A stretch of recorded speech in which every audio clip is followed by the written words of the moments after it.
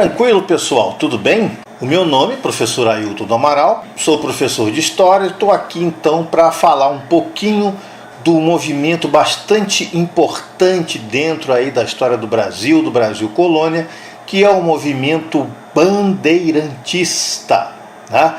Também conhecido vulgarmente como as entradas e bandeiras. Pois é, gente, o início do movimento bandeirantista está ligado principalmente ao ciclo econômico do ouro e da queda dos preços do açúcar no mercado europeu. Esses fatos deixaram claro a necessidade de uma exploração maior do país. Tanto por razões estratégicas, porque nós tínhamos que abrir as fronteiras, senão outros abririam, como também razões econômicas, as razões do ouro, que foram aí as razões principais, quanto também de buscar índios para se escravizar. Já haviam correndo notícias aqui na colônia, pelo menos do lado português, que os espanhóis já teriam encontrado ouro lá na Cordilheira dos Andes, lá na sua área de atuação no continente americano.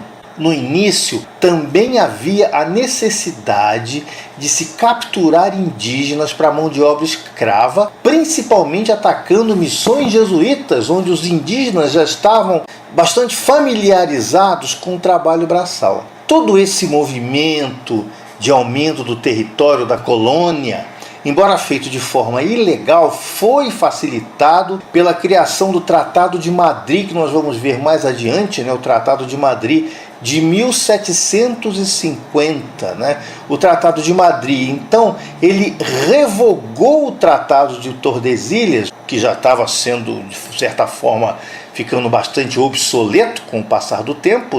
Uma coisa importante do Tratado de Madrid era uma cláusula chamada Uti Possidetis. Essa cláusula Uti Possidetis dava posse da terra a quem já havia ocupado, e isso estimulou a ocupação dos territórios mais e mais para o interior. Essas expedições, elas eram constituídas de dois tipos. Elas eram as entradas, expedições financiadas pelos donatários das capitanias, pela coroa ou pelos governos gerais com capital estatal. Então, as entradas eram um movimento estatal, um movimento governamental. Já as bandeiras, não. As bandeiras eram expedições de caráter privado, na maioria das vezes com poucos recursos para se manter, normalmente constituída de uma pequena parte de colonos brancos, algumas também formadas por índios, por mestiços e por mulheres. Embora seja, claro, a minoria era formado também por mulheres. Aqui na foto vocês estão vendo aqui diferentes tipos de bandeirantes, as roupas, os trajes típicos e o que eles carregavam na época. Mesmo aqui nas entradas, nós temos que nos situar no tempo e no espaço. Estamos falando aqui de um tempo em que não haviam recursos tecnológicos. Estamos falando aqui do século XVI e século XVII.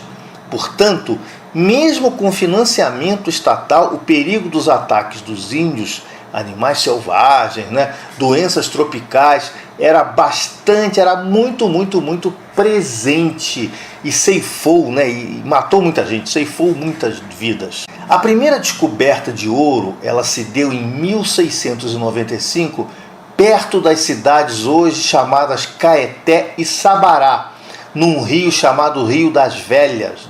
Essa região se transformou em um importante polo de mineração, juntamente com algumas regiões ao redor. A descoberta de riquezas trouxe muitos conflitos entre a coroa e os colonos, que haviam encontrado ouro. Está resultando aí em diversas lutas ferozes, contrabando, corrupção, uma série de coisas que ocorrem quando está num local que tem bastante riqueza. Voltando aqui ao movimento bandeirantista, ele era constituído em sua maioria por paulistas. Isso não quer dizer que existiam só paulistas, Existiam diversos outros, mas a grande maioria era de paulistas, partindo de São Vicente, que era no litoral de São Paulo, ou partindo de São Paulo através de uma localidade chamada hoje Santana de Parnaíba. Esse movimento foi perdendo aí a sua importância à medida que o controle de Portugal foi ficando cada vez mais apertado. Fato esse que se agravou devido às reformas aí promovidas pelo Marquês de Pombal.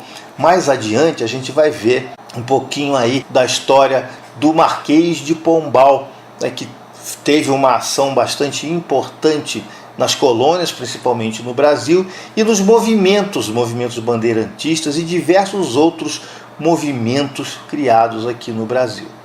Existiram diversos bandeirantes que ficaram famosos, gente, tá? Os principais e mais conhecidos eram o Fernão Dias Paz Leme, Manuel Borba Gato, Bartolomeu Bueno, conhecido como Anhanguera, Domingos Jorge Velho, Antônio Raposo Tavares, Nicolau Barreto, Manuel Preto, Jerônimo Leitão e Francisco Bueno. Tá? Esses eram aí os principais bandeirantes. É claro, houveram outros bandeirantes também que tiveram aí uma grande importância, tá? Mas hoje, considerado tanto pela história quanto pelos concursos, os principais bandeirantes são esse aqui, que vocês têm que manter esses nomes em mente: Fernão Dias Paz Leme, Manuel Borba Gato, Bartolomeu Bueno da Silva, Domingos Jorge Velho, Antônio Raposo Tavares, Nicolau Barreto, Manuel Preto, Jerônimo Leitão e Francisco Bueno. Então é muito importante que vocês tenham este nome em mente. As características, quais eram as características principais do movimento bandeirantista? As principais características do movimento bandeirantista eram: os bandeirantes eles eram homens, então principalmente paulistas, que entre os séculos XVI e XVII atuaram na captura de escravos fugitivos, aprisionamento de indígenas e busca de riquezas. Né? Isso aí fez com que houvesse muitas lutas entre bandeirantes e os jesuítas que estavam aqui, que de certa forma protegiam os índios. A gente vai ver mais à frente isso, né? Esse relacionamento meio dúbio dos jesuítas com os indígenas. Okay? Os bandeirantes também procuravam pedras e metais preciosos aqui pelo interior do Brasil. Tá? Eles andavam sempre armados e sim, gente, eles usavam a violência na captura de índios e escravos fugitivos. Okay? Então eles não eram bonzinhos, não eram heróis, eram aventureiros, tá? Pessoas que realmente partiam para essa empreitada sem ter certeza que iriam voltar e não estavam de brincadeira, não estavam dispostos a, como hoje se diz aqui na nossa gíria, né? Não estavam dispostos a dar mole, já que eles estavam arriscando tudo, inclusive a vida deles. Não é isso? Eles, então, foram responsáveis pelo desbravamento do território brasileiro. Né? Eles expandiram o território brasileiro para além das fronteiras determinadas pelo Tratado de Tordesilhas. Sim, gente, o Brasil hoje, o tamanho do Brasil, em grande parte, nós devemos esse grande tamanho aos bandeirantes, tá? Aos membros aí do que nós chamamos de entradas e bandeiras. Okay?